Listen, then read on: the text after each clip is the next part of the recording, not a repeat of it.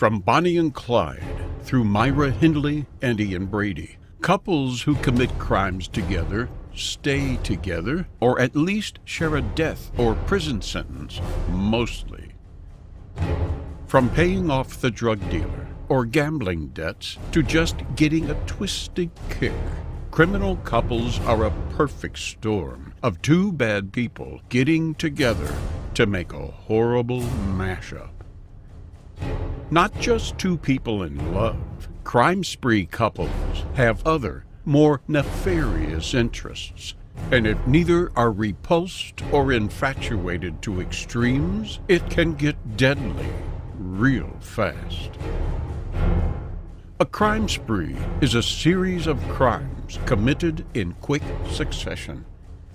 The U.S. Bureau of Justice Statistics defines a spree killing as killings at two or more locations with almost no time break between murders. Gwendolyn Graham and Catherine May Wood, the lethal lovers. Graham and Wood both worked at a nursing home in 1986. They hooked up and started their murder career a few months later in early 1987. Gwendolyn, according to Catherine, smothered an early Alzheimer's sufferer. The woman would have been frail and incapacitated and not in a position to defend herself. Using a wet washcloth to smother their victim, the murder was believed to be normal causes, and therefore no investigation took place. Rather than being horrified by the human act, Catherine indulged her lover, and they turned future murders into a component of their relationship over the following 8 weeks, each apparently believing the murders would cement their bond and prevent the other from leaving the relationship. 4 more vulnerable women died in that short time, and the deaths went undetected as suspicious. The couple broke up when Gwendolyn started dating another aide at the nursing home, and they eventually moved to work in a hospital caring for children. Catherine struck a plea bargain in exchange for her testimony against her ex-lover, the mastermind and perpetrator in the murders, and claimed her only involvement was that of a lookout for her lover's crimes. Catherine also claimed they turned the murders into a sort of game, and the plan was to make the initials of their victims spell out murder. Gwendolyn, of course, claimed otherwise. She said that it was Catherine that instigated the murders, and she was manipulated. Gwendolyn doesn't appear to be the more compelling or appealing of the pair, and Catherine was the one who people seemed to believe more readily. Graham was found guilty of 5 counts of murder, leading to sentences of life for each, without possibility of parole. Catherine didn't get off scot-free. She pleaded guilty to second-degree murder, carrying 40 years imprisonment, and was eligible for parole since 2005, although remained in prison and had a possible release date of July 6, 2021. Catherine has been slated as a skillful manipulator who was not only the mastermind of the murders, but who also managed to bend the prosecutor and the jury to her manipulations. When Gwendolyn left anyway, Catherine plotted revenge, even though that vengeance would also implicate herself. Revenge is a dessert best served cold. Alton, Coleman, and Deborah Brown. 1984. 8 murders, 7 rapes, 3 kidnappings, and 14 armed robberies committed across 6 states in just 7.5 weeks. Alton, Coleman, and Deborah Brown met in 1983. Coleman, 28, already had numerous sex crimes and multiple robbery charges under his belt. Brown, on the other hand, at 21, was relatively quiet. Coleman was born in Illinois in November 1955. His mother worked multiple jobs, and he was raised by his grandmother. If Coleman's defense is to be believed, he was a victim himself. His mother left him in a garbage can as an infant, and his grandmother subjected him to physical and sexual abuse. She practiced voodoo and used him to collect ingredients for her potions. She sent him to graveyards to collect dirt and made him catch and kill small animals as part of her ceremonies. One of his doctors described his mind as a damaged container with damaged contents. He dropped out of school and was arrested 6 times for sexual assault between 1973 and 1983.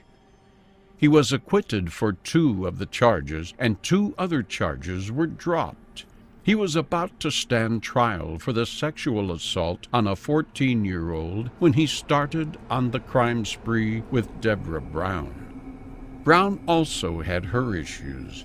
She had experienced severe head trauma as a child and had borderline intellectual functioning, which is characterized by heterogeneous cognitive difficulties and usually carries an IQ of between 70 and 85.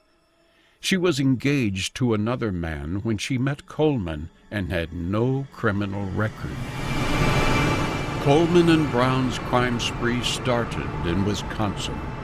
Coleman befriended a single mother, Juanita Wheat, in Kenosha, Wisconsin, and on May 29, 1984, Vernita, her 9-year-old daughter, was reported missing. 3 weeks later, on June 19th, Vernita's body was found just a few blocks from Coleman's grandmother's apartment in Waukegan, Illinois. The little girl had been sexually assaulted, tortured, and strangled with a ligature. Coleman and Brown abducted 2 more girls, Annie Turks, 9 years old, and Tamika Turks, 7 years old. Annie survived horrific sexual assault inflicted upon her by both Coleman and Brown, but her niece Tamika Brown died from her injuries. Tamika's body was found on the same day as Vernita's body was discovered. At around the same time as the Turks girls went missing, Donna Williams was reported missing.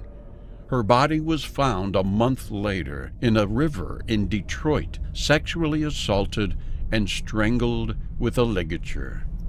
Still in Michigan, Coleman and Brown broke into the home of an elderly couple who they assaulted and robbed. The crime couple took off across the Midwest on to Ohio, where they strangled a woman and her 9-year-old son. Their bodies were hidden in a crawl space in the home and were only discovered when family members became concerned that she had stopped communicating with them and went to her home. Coleman and Brown forcefully entered another home the same day, beating and robbing the couple living there. In Dayton, Ohio, they stayed with a reverend and his wife for a few days. Their hosts were never harmed, and even drove Brown and Coleman to Cincinnati. A week later, Coleman and Brown abducted Toni Story, 15.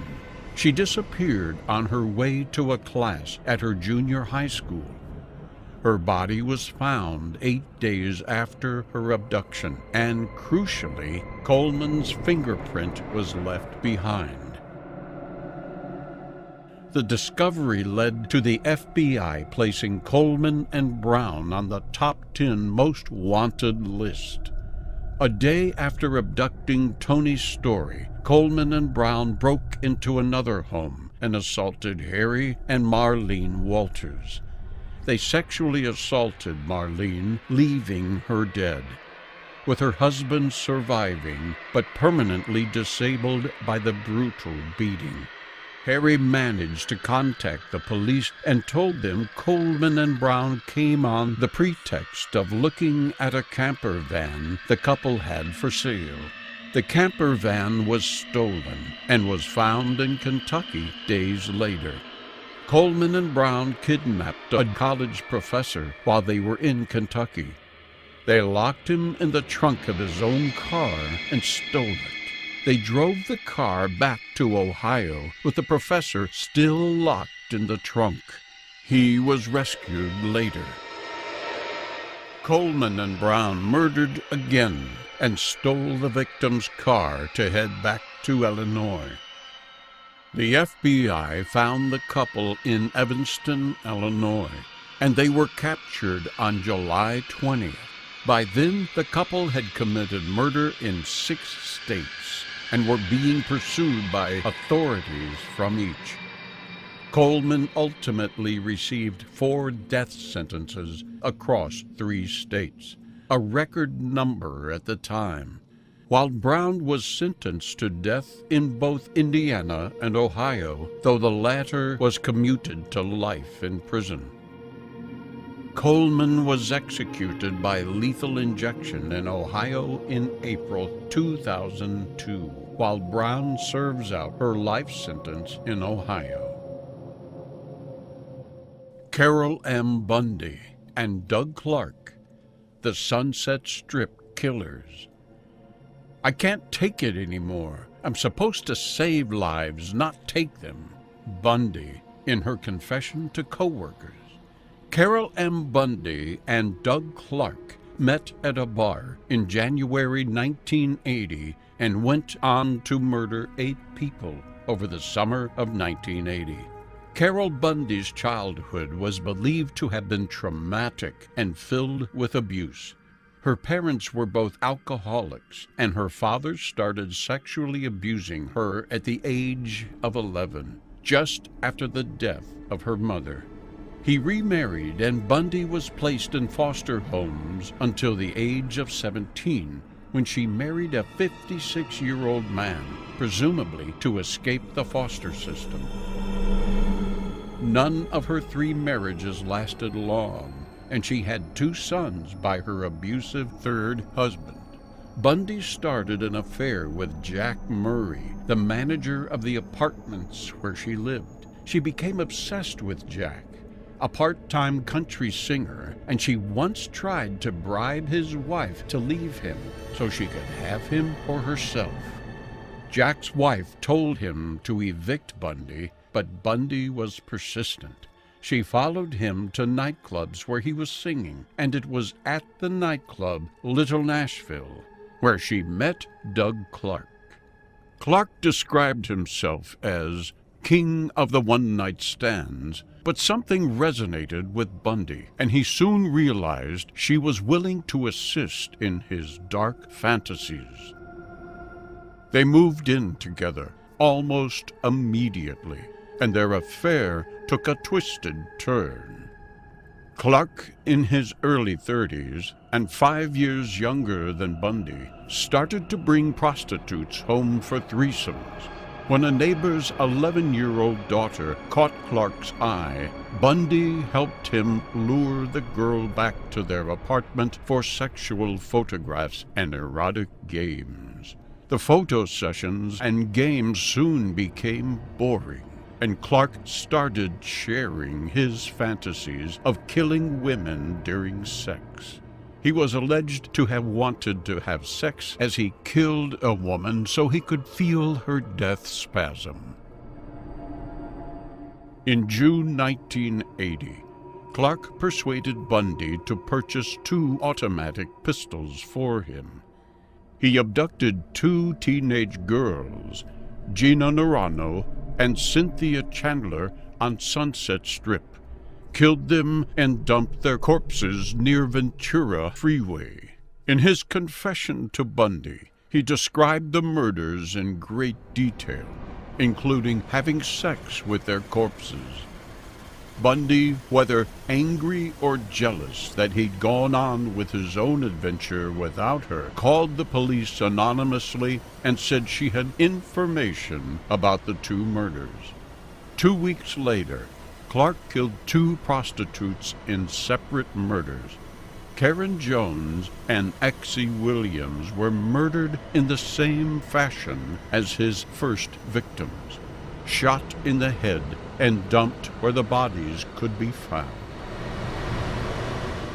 His fantasies took another twisted turn, however, and he took a trophy, Exie's severed head, back to Bundy, where he insisted she give the head a makeover before he indulged necrophilia.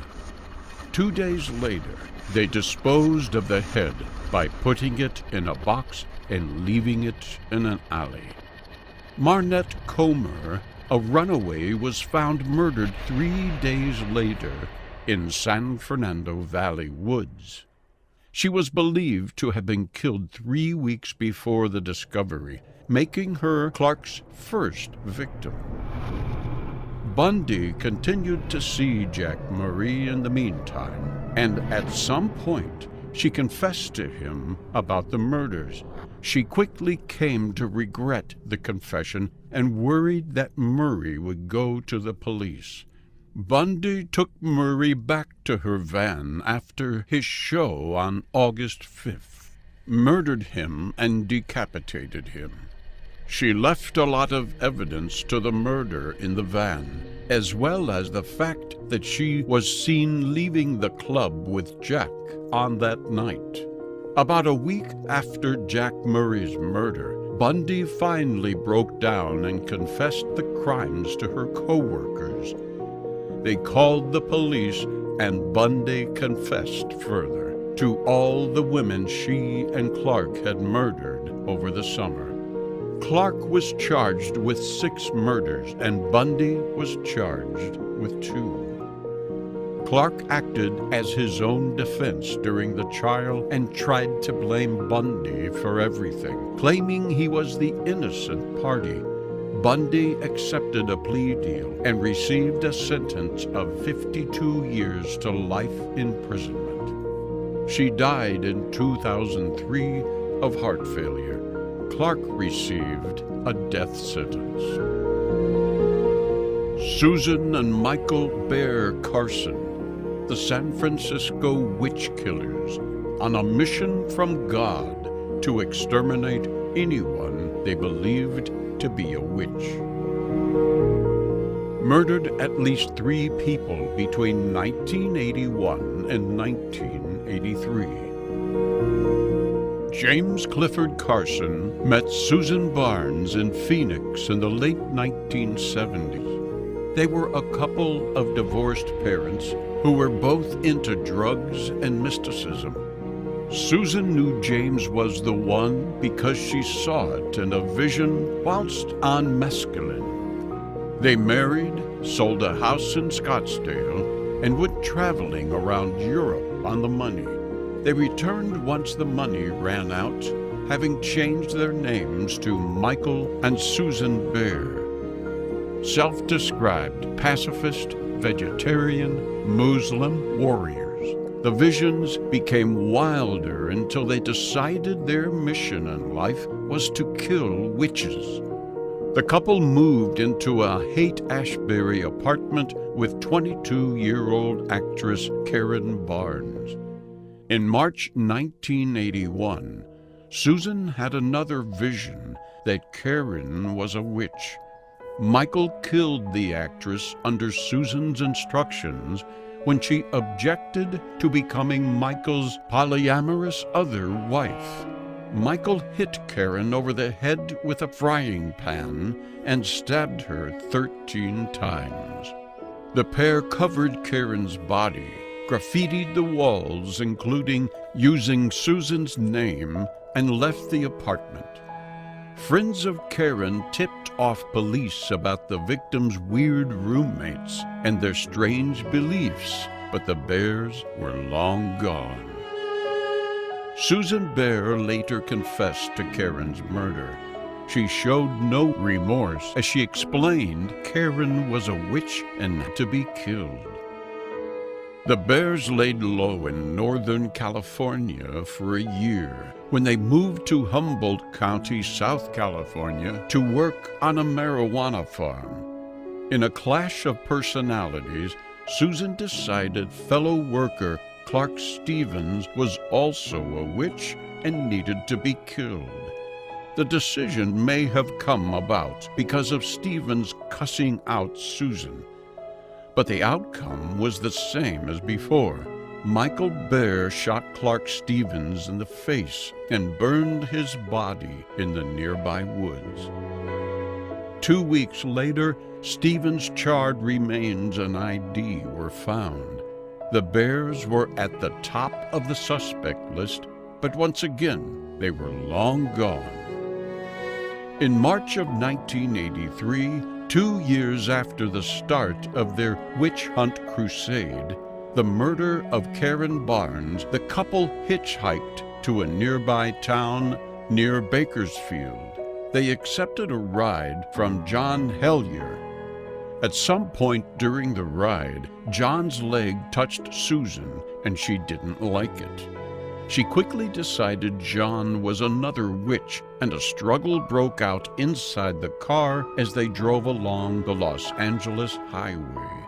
Forced to pull over, John exited the car on the side of the highway. The fight escalated, and Susan grabbed John Hellier, holding him as Michael took aim and shot him in full view of passing motorists. The Bears then got back into John Hellier's car and made their escape. After a high-speed chase with the LAPD, the couple was finally captured after they drove into a ditch. The Bears said they would confess to their crimes, but only via a press conference. On March 10, 1983, the press conference covered many wild and rambling topics, including George Orwell's novel 1984, the possibility of Ronald Reagan being the devil, and why they were killing witches. The pair claimed Allah had instructed Susan to identify witches and that Michael should be the executioner. The press conference went on for 6 hours. Despite their confessions, the pair pleaded not guilty to 3 charges of murder and other crimes. 2 trials found them guilty of all 3 murders, and they were both sentenced to 75 years to life imprisonment, in separate prisons, of course. Investigators believe the couple could be connected to a dozen other murders across the U.S. and in Europe, and they reportedly kept a kill list of celebrity witches such as President Ronald Reagan and talk show host Johnny Carson. They have never expressed any remorse for their crimes. Henry Lucas and Ottis Toole, the confession killers. Arson, cannibalism, and confession to more than 600 murders. Both Lucas and Toole shared common ordeals in their childhood. Both were raised by an abusive mother and were forced to wear girls' clothes. Both suffered sexual trauma before the age of 10. And both had committed murder before they even met. Lucas' mother forced him to watch her having sex with customers. He came to despise her for it. When he was around 10 years old, his brother swung a knife at him and cut his eye. His mother ignored the wound and allowed infection to set in, permanently damaging his left eye. By the time he reached puberty, Lucas was torturing animals and sexually abusing his own brother. At the age of 23, in 1960, Lucas stabbed his mother to death and served 10 years for the murder. His statement to the police: "All I remember was slapping her alongside the neck. When I went to pick her up, I realized she was dead. Then I noticed that I had my knife in my hand and she had been cut." Toole's childhood included similar atrocities. He was betrayed by every person he should have been able to rely upon: his mother, A Christian extremist dressed him as a girl.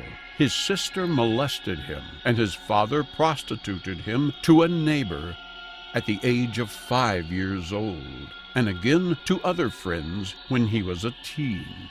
When he was just 14, he killed a traveling salesman. The salesman picked up Toole and took him to a local woods in order to have sex, and Toole ran him down with his own car.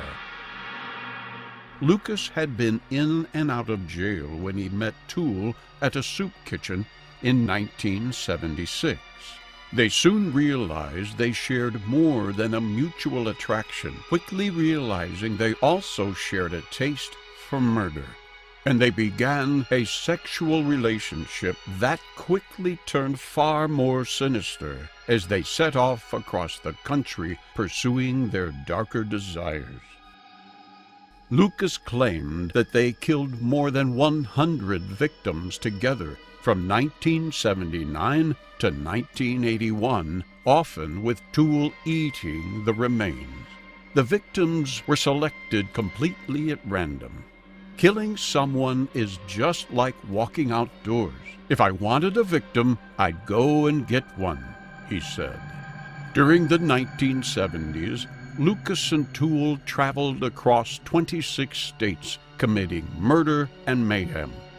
They indiscriminately preyed upon anyone that crossed their path: hitchhikers, sex workers, runaways, and migrants. The pair bonded over their activities as any young couple would. They talked about their activities, comparing notes and swapping tips. Lucas claimed he coached Toole on getting away with murder. He advised his partner to make the crimes more random, less regimented. I started to correct him in his ways, in doing the crime where he wouldn't leave information, Lucas said. It wasn't enough to just murder their victims, however. Often they would rape and torture them before making the kill. After their victims were dead, the couple would mutilate the bodies. Lucas later said they didn't feel remorse for their actions. He joked that he once crossed 2 state lines with someone's severed head in the back seat. The relationship fell apart when Lucas became Toole's teenage niece, Becky Powell, and ran off with her and left Toole. Lucas and Becky didn't make the ideal couple, and soon the adoration wasn't enough. They argued. Lucas lured Becky to a field where he murdered her, dismembered her body, and scattered the remains across the field. Then Lucas lured the woman who owned the ranch out to the same field, killed her, and stuffed her body into a drainage pipe. In 1983, Toole was imprisoned for arson in Florida and sentenced to 20 years in prison. Lucas was arrested 2 months later for possession of a deadly weapon. Lucas began boasting about the murderous rampage he and Toole had committed during their relationship. At first, Toole denied any involvement, but later corroborated Lucas's claims. But the truth is, no one knows how many people Lucas Toole killed. After their arrests, police were eager to hear them confess to countless murders, which helped them close a number of unsolved cases. Toole died in 1996.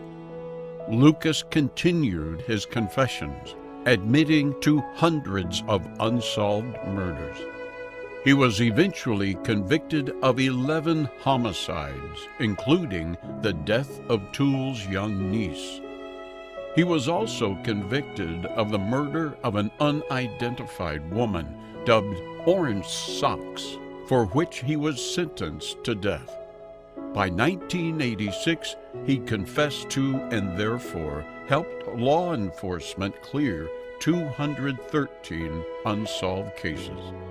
However, That was the year the Texas Attorney General's office started comparing Lucas's claims to verified reports on his whereabouts at the time and found enough contradictions to make the Attorney General doubt his confessions.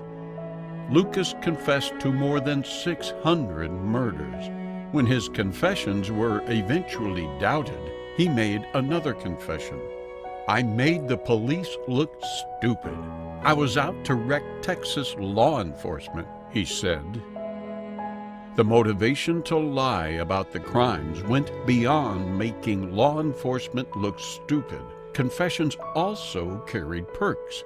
He'd get a day out to look at the scene of a crime, and he'd often get fast food on the way. For a prisoner, getting a day out broke up the daily monotony of prison life. Having said that, some Texas Rangers were convinced Lucas did commit some of the murders he confessed to and wasn't tried for. He was caught out trying to confess to a murder he definitely didn't commit. But on another occasion, he led the officers right to the deer stand where a murder did take place, and there was no possibility he could have known that detail unless he had been involved in the murder. Henry Lucas and Ottis Toole were convicted of only a fraction of the crimes they eventually confessed to. 6 for Toole and 11 for Lucas, and no one can really know how many they actually committed together and separately. District Attorney Ken Anderson, who prosecuted Lucas, said he believed the murderer had killed anywhere from 3 to a dozen people. Charles Starkweather and Carol Fugate. Inspiration for the movie Natural Born Killers. Starkweather could be described as a troubled teen. At school, he was bullied for his stutter, and over time, as his strength grew, so did his pent-up anger. He idolized James Dean, and the actor's portrayal of social outcast resonated with him. He dropped out of school to help his family with household bills, as his father was often unable to work because of crippling arthritis. At his work in a newspaper warehouse, his ex-girlfriend introduced him to her sister, Carol Fugate. He was 18. Carol was just 13. The relationship would have been frowned upon if it had been brought to the attention of law enforcement, as the legal age of consent in Nebraska was 16 years of age. He taught her to drive using his father's car. Unfortunately, when she crashed it, it caused an argument in his family, and he ended up being thrown out of the family home. He took work as a garbage collector and used the rounds to check out homes and plan robberies. In late November 1957, Starkweather tried to get credit at a gas station in order to buy his girlfriend a gift. When the cashier refused the requested credit, Starkweather robbed the gas station at gunpoint, took the cashier out into nearby woods, and shot him dead. Just under 2 months later, Starkweather went to call on his girlfriend. Her stepfather and mother told him in no uncertain terms that he was to stay away from her. Starkweather shot both and then strangled and stabbed their toddler daughter, Carol's stepsister. The couple disposed of the bodies and stayed in the house for a few days after the murders. To give them some time without anyone coming to visit, a note was placed in the window warning visitors to stay away because of the flu. When neighbors finally began to ask questions and become suspicious, Starkweather and Fugate fled the house and went on the run in his car. They went to a friend of the Fugate family, August Mayer's house, shot the old man, and killed his dog. Fugate later claimed that the ferocity with which Starkweather beat the dog to death was the reason she feared for her life and believed going along with Starkweather was the only way she could survive the ordeal. Again, they fled the murder scene, but Starkweather drove off the road and the car became stuck in the mud. Two teenagers, Robert Jensen and Carol King, stopped to help them, and Starkweather shot and killed Robert. He then attempted to rape Carol, and when he failed, he shot and killed her too. Starkweather would go on to accuse Fugate of killing Carol King, which Fugate denies. Their next stop was the home of industrialist C. Lauer Ward. After stabbing his maid, Lillian Fensel, to death, Starkweather killed the family dog. When Ward's wife, Clara, came home, he stabbed her to death too. He finished up by fatally shooting C. Lauer Ward. The couple robbed the house and searched for a new getaway vehicle. The pair found a Buick at the side of the road. The owner of the vehicle, Merle Collison, was asleep inside, and Starkweather shot him. Again, Starkweather would go on to claim Fugate was the one that shot and killed Collison, and again she denied killing anyone. The Buick had a brake mechanism that Starkweather was unfamiliar with, and the car stalled when he tried to drive away. A passing motorist, Joe Sprinkle, stopped to help, and a fight broke out when the motorist saw the body of Collison shoved under the dashboard of the Buick.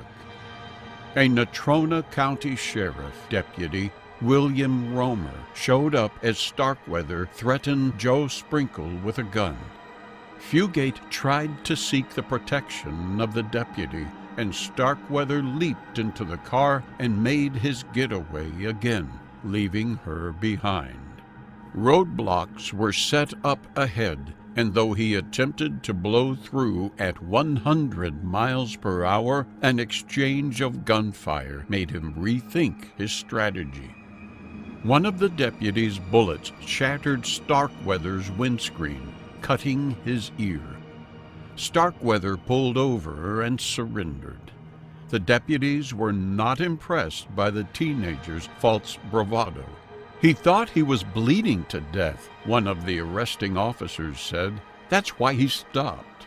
That's the kind of yellow son of a bitch he is. Arrested, Starkweather was brought up on only one charge of first-degree murder, Robert Jensen. Starkweather agreed to be extradited from Wyoming to Nebraska because he believed prosecutors would seek the death penalty there, as the governor of Nebraska was against the death penalty. The governor made an exception specifically for Starkweather. At trial, Starkweather changed his story several times. He said Fugate wasn't there at all.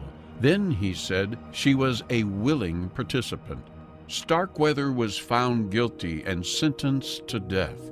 Before his execution, he said Fugate should also be executed.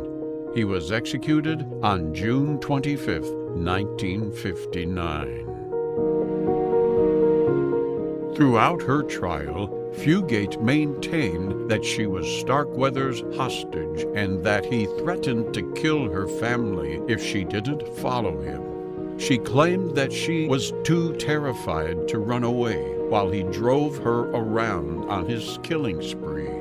The judge ruled that she had ample opportunity to escape and gave her a life sentence on November 25, 1958. She was the youngest person in American history to be tried for first-degree murder at the time. Fugate was paroled on good behavior after 18 years. Her attempt at a pardon was denied. Billy Joel's song, "We Didn't Start the Fire," references the Stark. Bruce Springsteen's song, "Nebraska," was based on the murders. The murder spree influenced Hollywood too. Terrence Malick's 1973 film Badlands, Oliver Stone's Natural Born Killers, and Brad Pitt-Juliette Lewis film California are all based on the Starkweather murders. Martha Beck and Raymond Fernandez, both convicted of 3 murders and executed at Sing Sing Prison. Raymond Fernandez was born on December 17, 1914, in Hawaii. Fernandez was of Spanish descent, and he moved to Spain, where he served in the military during World War II. Fernandez married and had children in Spain. After his military service, Fernandez was in an accident.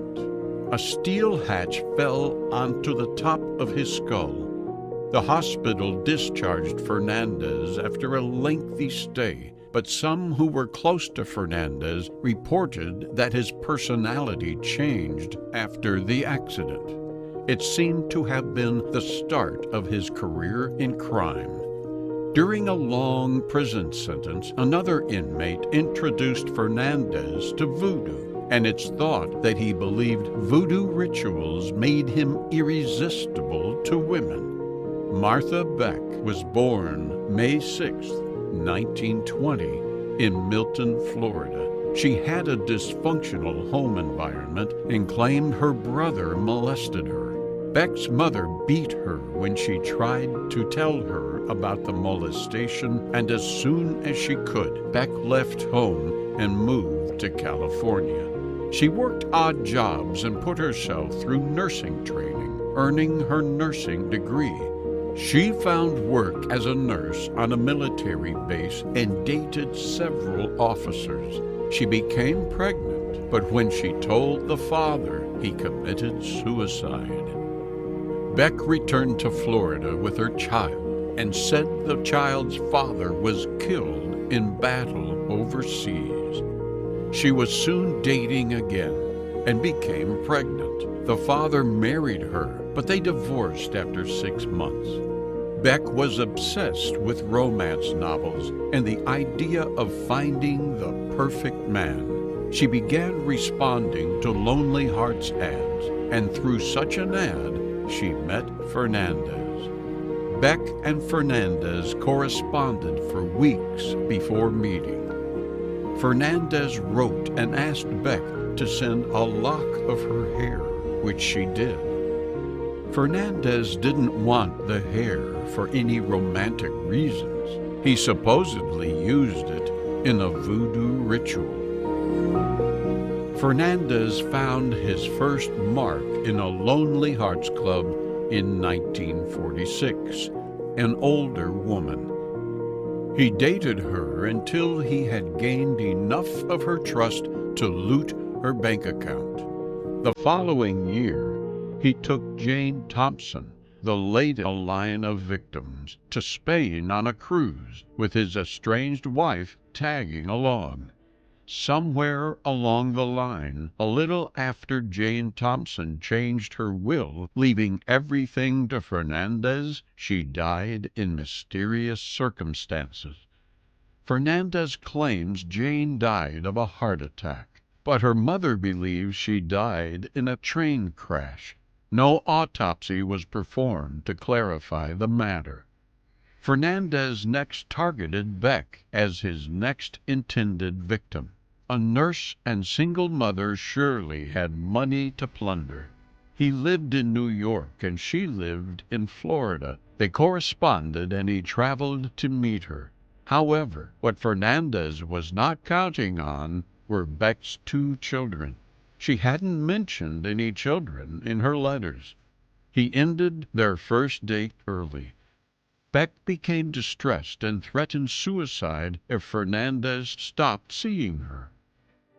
Something about her made him rethink his decision, and he continued to see her. Fernandez even confessed about his criminal past and the plot to defraud her. Beck liked the idea so much that she decided to join him.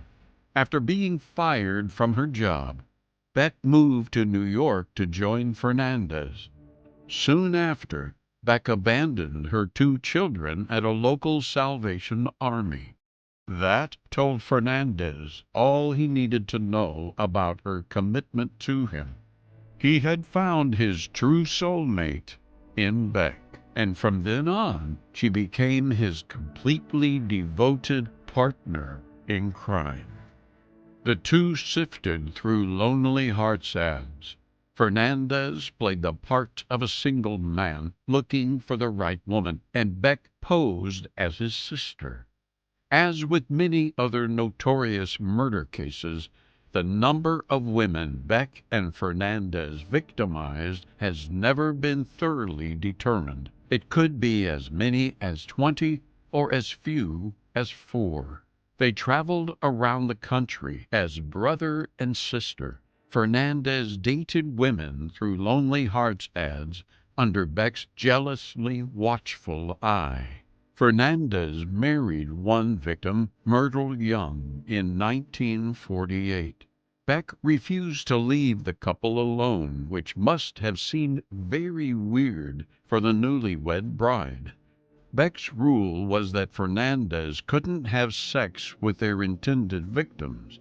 Myrtle became aggravated with what she probably saw as a meddling sister-in-law who needed to mind her own business. Fernandez gave his new bride some pills to calm her, which led to an accidental overdose. Beck and Fernandez boarded a bus to Myrtle's home state of Arkansas with her still unconscious. Admitted to a hospital upon their arrival, Myrtle died 6 days later. Janet Fay became their next target. Fernandez began dating 66-year-old Janet in January 1949 under his sister Beck's watchful eye. Fernandez broke Beck's rule and went to bed with his new wife. Beck caught them in bed and became enraged. She furiously beat Janet with a ball-peen hammer. Fernandez finished off his new wife by strangling her. The two put Janet's body in a trunk, which they left at Fernandez's real sister's house. Janet's body was eventually buried under cement in the basement. After killing Janet, Beck and Fernandez spent all her savings, and to make it seem as if all was well, sent fake letters to her family. Once they depleted Janet's funds, the couple found their next victim in 41-year-old Delphine Downing. Delphine lived again with her 2-year-old daughter, Renelle. Beck and Fernandez went to stay with Delphine in late February 1949. Delphine became suspicious of Beck and Fernandez after only a few days.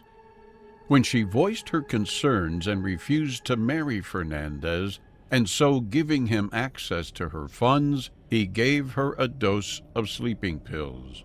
As Delphine lay unconscious, young Renelle became upset, and Beck choked the child. Renelle survived, but had very noticeable red marks on her neck. They knew once Delphine saw the marks on her daughter's neck, she would call the police. Fernandez shot Delphine in the head, but kept Renelle alive for a few more days before drowning her in the bathtub. Both Delphine and Renelle were buried in the basement.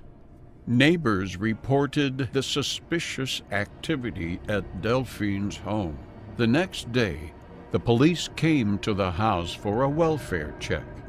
The police discovered the bodies of Delphine and Renelle in the basement. Fernandez initially confessed to 17 murders, but quickly recanted. Fernandez felt safe confessing to murder in Michigan, where there was no death penalty. What Fernandez didn't realize was that the police could tie him and Beck to the murder of Janet Fay in New York, where the two would face the death sentence. The couple was extradited to New York to face charges for the murder of Janet Fay. The case of the Lonely Hearts Killers received a lot of publicity. Both took the stand to try to save their own lives, claiming insanity, but the jury wasn't convinced.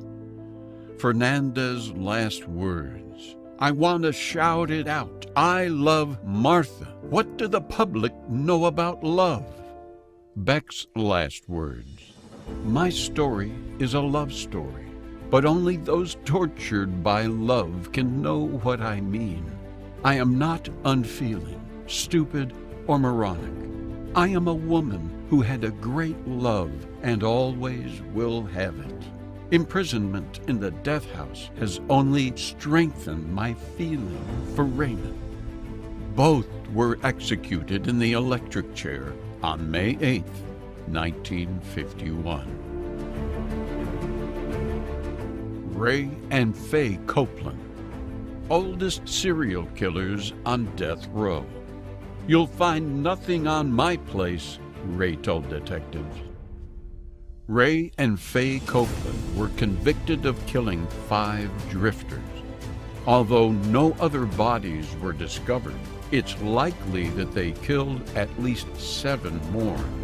At the ages of 76, Ray, and 69, Fay, they became the oldest couple ever sentenced to death in the United States at the time of sentencing.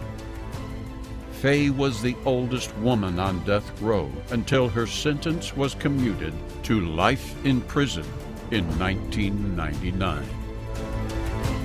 Ray Copeland had a long criminal record, ranging from petty theft to grand larceny, and a few things in between.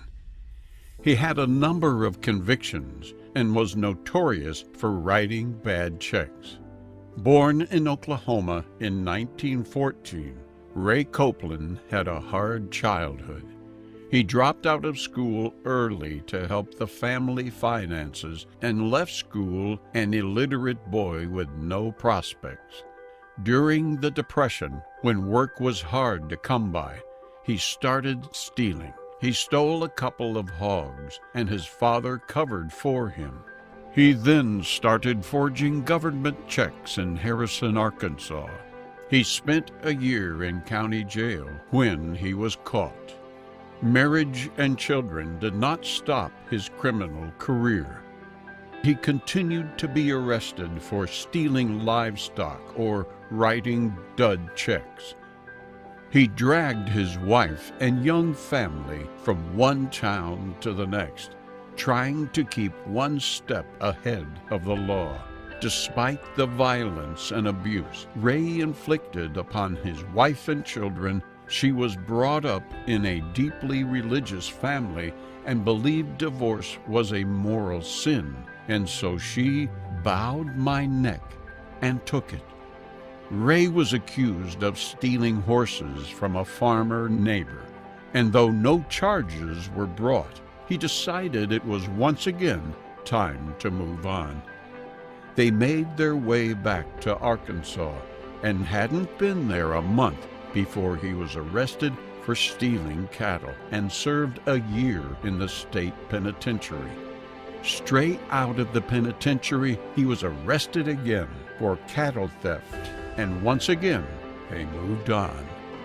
That formed a pattern for a while, getting arrested for theft or forgery, moving on, getting arrested again.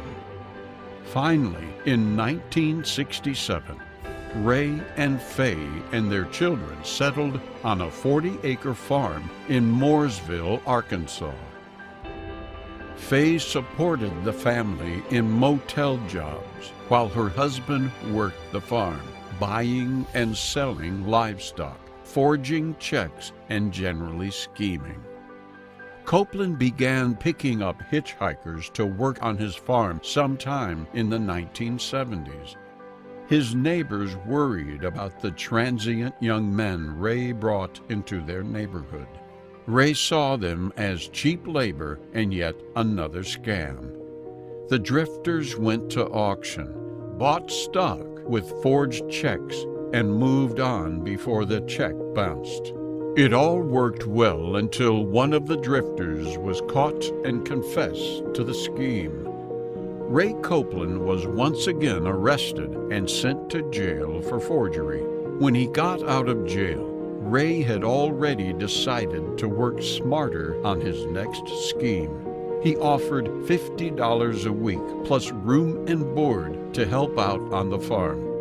He placed the ad in missions and shelters and accepted homeless men with open arms. Ray gave each new employee $200 to open a checking account at a bank, using a P.O. box as their address.